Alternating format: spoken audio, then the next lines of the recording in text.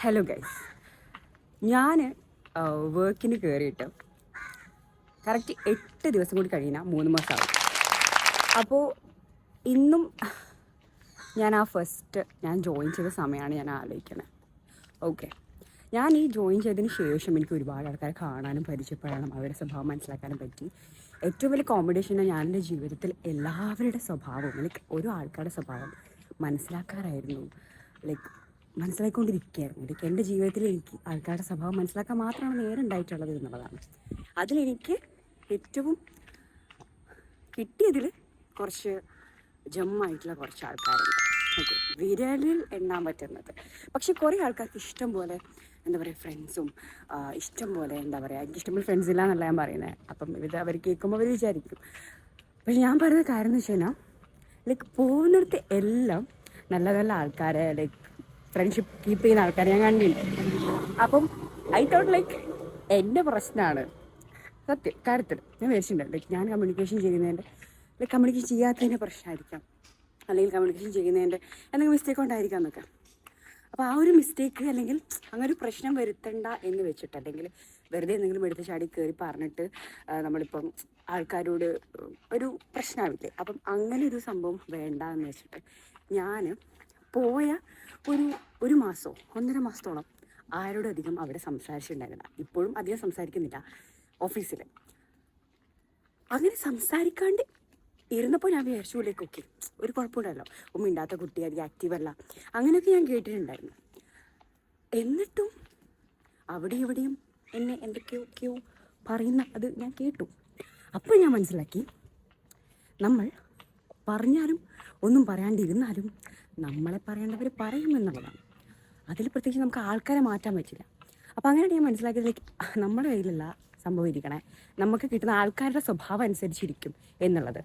അപ്പം എൻ്റെ കൂടെ പഠിച്ച ഒരു കുട്ടിയുണ്ട് PG. അവർക്ക് മാത്രമല്ല എല്ലാവർക്കും ഉണ്ട് ഫ്രണ്ട്സ്. പക്ഷെ അവളോട് ഞാൻ ഇതിനിടയിൽ വിളിച്ച സമയത്ത് ചോദിച്ചു, എന്താണ് നിൻ്റെ ഈ ഒരു സീക്രട്ട് എന്താണ് എന്നുള്ള സാധനം, ഫ്രണ്ട്സ് എവിടെ പോയാൽ നീ ഫ്രണ്ട്സിനെ മേക്ക് ചെയ്യുന്നുള്ളത്. അപ്പം അവൾ ഇങ്ങോട്ട് പറഞ്ഞ കാര്യം എന്ന് വെച്ച് കഴിഞ്ഞാൽ അവൾ കംഫേർട്ട് സോണാണ്, അവളുടെ കംഫേർട്ട് സോണാണ്. അപ്പം ഞാൻ ചിന്തിക്കുക, അവളുടെ കംഫേർട്ട് സോണാണ് ഇത് പറഞ്ഞു കഴിഞ്ഞാൽ ഒരു കോർപ്പറേറ്റ് ഓഫീസാണ്. അപ്പം എല്ലാ കോർപ്പറേറ്റ് ഓഫീസിലുള്ള ആൾക്കാർക്കും സെയിം അനുഭവമായിരിക്കില്ല, പക്ഷേ ഏറെക്കുറെ സെയിം ആയിരിക്കും. എല്ലാവരും അത് ഡിസ്ക്ലോസ് ചെയ്യണമെന്നൊന്നുമില്ല. ചിലവർ സഹിച്ച് നിൽക്കും, ചിലവർ അവർ അവിടെ തന്നെ അവരുടെ കംഫേർട്ട് സോണിനെ മേക്ക് ചെയ്യും. അതുകൊണ്ട് ഞാൻ ഇന്നും ഒരു ഡിസ്റ്റൻസ് കീപ്പ് ചെയ്യാൻ ശ്രമിക്കുകയാണ്. അങ്ങനെ ഡിസ്റ്റൻസ് ഇടുന്നതിൻ്റെ ഇടയിൽ എനിക്കൊരു അബദ്ധം പറ്റി. അതായത് ഞാൻ അവിടെയുള്ള കുറച്ച് ആൾക്കാരോട് ഓവറായി സംസാരിച്ചു. അപ്പോൾ ഓവറായി സംസാരിച്ചതുകൊണ്ട് എനിക്ക് വലിയ പ്രശ്നങ്ങളൊന്നും ഉണ്ടായില്ല. ആ പ്രശ്നങ്ങൾ ഉണ്ടാവാൻ ഉദ്ദേശിക്കുന്നത് നമ്മളെക്കുറിച്ച് എന്തെങ്കിലും കുറ്റം അപ്പുറത്തോര് പറയും. അതിപ്പോൾ നമ്മളൊന്നും പറയണ്ട. നമുക്കിപ്പോൾ നാട്ടുകാരും കുടുംബക്കാരൊക്കെ ഉണ്ടല്ലോ, നമ്മൾ വെറുതെ ഇങ്ങനെ അങ്ങോട്ട് നടന്നാൽ മതി, അവരിങ്ങനെ പറയും, അത് കണ്ടില്ലേ കാവ്യ നടക്കുന്നുണ്ടല്ലേ എന്ന് പറയും. അതുകൊണ്ട് നമുക്കതൊരു വിഷയം എന്നല്ല, എനിക്കതൊരു പുത്തരിയല്ല. അപ്പോൾ അവിടെ ഓഫീസിൽ പറയാൻ കുറേ സ്വഭാവക്കാരാണ്. ഇവിടെ വന്ന് കോമഡിയാണ് സംഭവം. ഇവിടെ വന്ന് കുറ്റം പറയുന്ന ആൾക്കാർ അപ്പുറത്ത് പോയിട്ടുണ്ടാവും ചിരിച്ചു കളിക്കണം. ഓക്കെ, സോ അത് ഭയങ്കര ഡബിൾ സ്റ്റാൻഡിങ് ആയിട്ട് എനിക്ക് തോന്നിയിട്ടുണ്ട്. പക്ഷെ അത് പറഞ്ഞിട്ട് കാര്യമില്ല, എല്ലായിടത്തും അങ്ങനെയാണ്. അങ്ങനെ ആക്റ്റീവ് നിന്നിട്ടേ കാര്യമുള്ളൂ കോർപ്പറേറ്റ് ഓഫീസിൽ എന്ന് പറയുന്ന ആൾക്കാർ വരെ അവിടെ ഉണ്ട്. അപ്പോൾ നമ്മൾ ഈ ആക്ടിങ്ങിലൊന്നും പെടാതെ, എന്തായാലും നമ്മൾ പെട്ടാലില്ലെങ്കിലും നമ്മളൊരു സംസാര വിഷയമാണ് അവിടെ. പോകുന്നവരും വരുന്നവരും ഒക്കെ നമ്മളെ കിട്ടും. അപ്പോൾ നമ്മൾ മിണ്ടാതെ ഉരിയാടാതെ അവിടെ ആവശ്യത്തിന് മാത്രം വേണ്ടി നിൽക്കുന്നതാണ് നല്ലത്. അപ്പം ഞാൻ പറഞ്ഞു വന്നത്, ഈ ഗ്യാപ്പ് ഇടുന്നതിനിടയിൽ എനിക്കൊരു അബദ്ധം പറ്റി. ഞാൻ ഓവർ സംസാരിച്ചിട്ട് ഞാൻ അത്യാവശ്യം നല്ലതാണ്, നൈസാണെന്നൊക്കെ വിചാരിച്ച കുറച്ച് ആൾക്കാർ എനിക്ക് ചെറുതായിട്ടൊരു പണിയൊക്കെ തന്നു. അതിൽ വലിയ പണിയായിട്ടല്ല, പക്ഷെ എനിക്കതൊരു പണിയായിട്ടാണ് തോന്നിയത്. Okay, and the next thing is, അവിടെ ഒരുപാട് നല്ല നല്ല ആൾക്കാരുണ്ട്.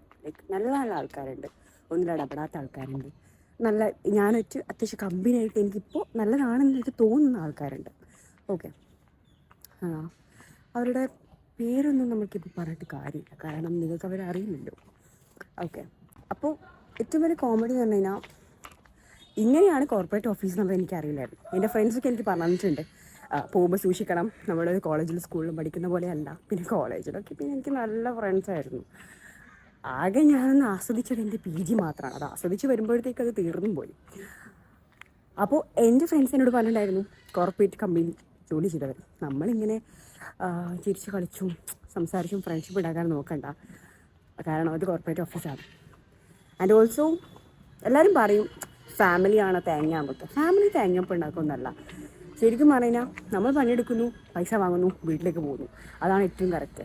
അപ്പോൾ അവിടെയുള്ള ആൾക്കാരായപ്പോലും ആദ്യമൊക്കെ നല്ല നല്ല വർക്ക് ചെയ്തു നമ്മൾ നല്ല കോൺട്രിബ്യൂഷൻസ് കൊടുത്തു കഴിഞ്ഞാൽ അവർ കാവ്യ അല്ലെങ്കിൽ ഏതെങ്കിലും ഏതെങ്കിലും പേര് വേണമെങ്കിൽ ഇപ്പോൾ എക്സ് വൈ നന്നായി ചെയ്തു തേങ്ങാക്കൊല എന്നൊക്കെ പറയും. അത് കഴിഞ്ഞ് പുതിയൊരാൾ അതേ പൊസിഷനിൽ കയറുമ്പോൾ അവർ പട്ടിപ്പണിയെടുക്കും.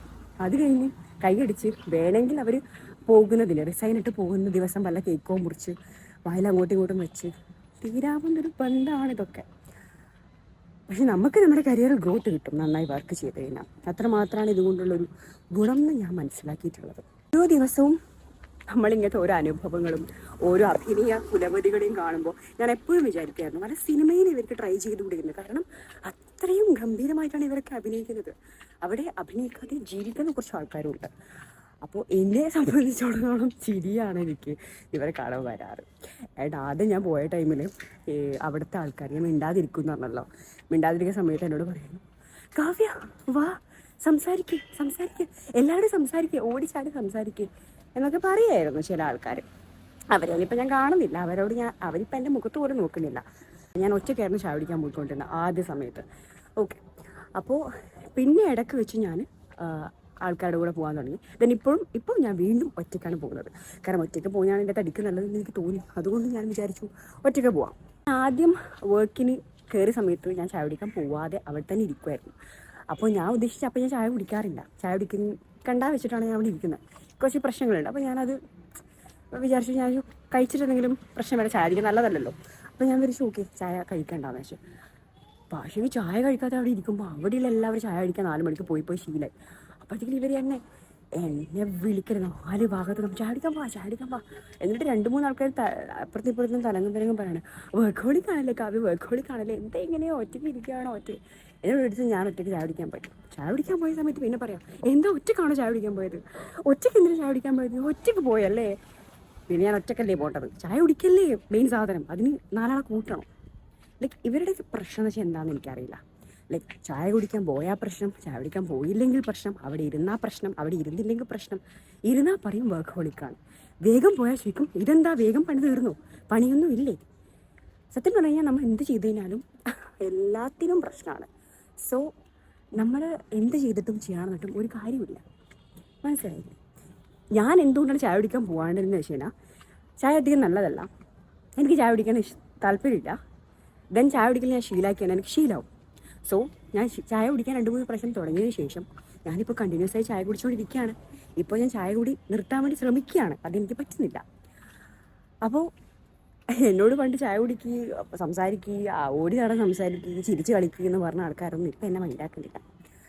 കോർപ്പറേറ്റ് ഓഫീസ് നല്ലൊരു അനുഭവമാണ്. പക്ഷെ അവിടെയുള്ള ആൾക്കാരെല്ലാവരിലേക്ക് അവിടെ കുറച്ച് നല്ല ആൾക്കാരുണ്ട്, കുറച്ച് ആൾക്കാർ പോയി, നല്ല ആൾക്കാർ പോയി എന്നല്ല, നല്ല ആൾക്കാരായിരിക്കാം, എനിക്ക് അവരെ കുറിച്ച് അറിയില്ല. നിങ്ങളും നിങ്ങളുടെ ഓഫീസിലും ഇങ്ങനെയൊക്കെ തന്നെയാണോ ആൾക്കാരെന്ന് എനിക്കറിയില്ല. എൻ്റെ ചില ഫ്രണ്ട്സ് പറയുന്നേക്കാം കിടിലൻ പിള്ളേരാണ്, മാനേജ്മെൻറ്റിനൊക്കെ അവർ കുറ്റം പറയും. പക്ഷേ അവർക്കൊക്കെ കിട്ടിയ പിള്ളേരെന്ന് പറഞ്ഞാൽ കിടിലൻ പിള്ളേരാണ്. പക്ഷേ എനിക്ക് കിട്ടിയ മാനേജ്മെൻറ്റ് എല്ലാം കണക്കാണെന്നാണ് എനിക്ക് മനസ്സിലായത്. പക്ഷെ എല്ലാവരും നല്ല ആൾക്കാരുണ്ട് കേട്ടോ. അത് കേൾക്കുകയാണെങ്കിൽ ശമ്പളമൊക്കെ വാങ്ങട്ടില്ല. അപ്പോൾ കോർപ്പറേറ്റ് ഓഫീസിൽ എനിക്ക് മാത്രമല്ല ഇങ്ങനെയുള്ള അനുഭവവും ആൾക്കാരും എന്ന് വിശ്വസിച്ച് കണ്ട് ഇന്നത്തെ എൻ്റെ വീഡിയോ അവസാനിപ്പിക്കുന്നു.